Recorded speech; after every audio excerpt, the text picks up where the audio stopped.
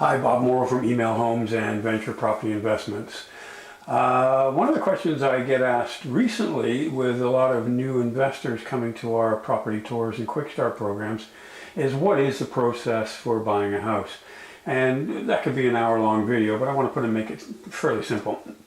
The first thing you do once you've gone through the quick start program with the guys, with Chris and Martin, and maybe some other courses, and you feel educated enough to go and start shopping, that's when you're going to meet me. Or my counterpart in one of the other cities, but in Hamilton it'll be me. And what we do is we start going shopping for the specific houses that I know work for what we're trying to do. Then what I do is marry that to your wants and needs, because every investor, although technically they're looking for the same thing, certainly do have different wants and desires in the finished product that they're buying.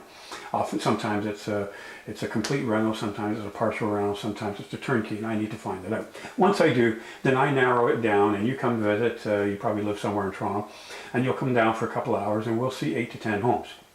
Let's say we find one we like. So now we're going to make an offer.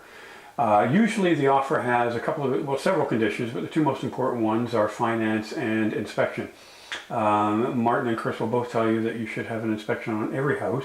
As we look at some of them, sometimes we discuss not doing that, and there are reasons why we may not want to do that, and I will get into that with you personally.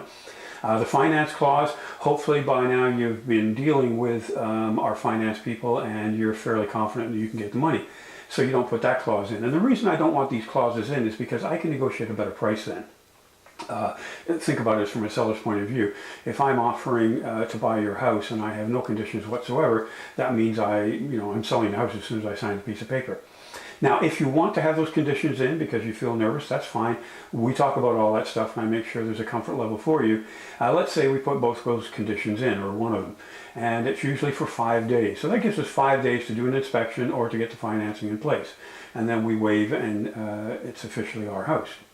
During that time, whether you put the conditions in or not, but during the first week or so, I try to get in a couple of renovators, either the ones we recommend or the ones you want to use, and we get some idea of what it's going to cost to renovate the house. And we pick one of those within the first couple of weeks. By then we know whether we've got the house or not, because our condition period is over. And hopefully then we can get that renovator started on applying, doing drawings, getting permits, etc., so that when the house closes, we can begin renovations literally the very next day.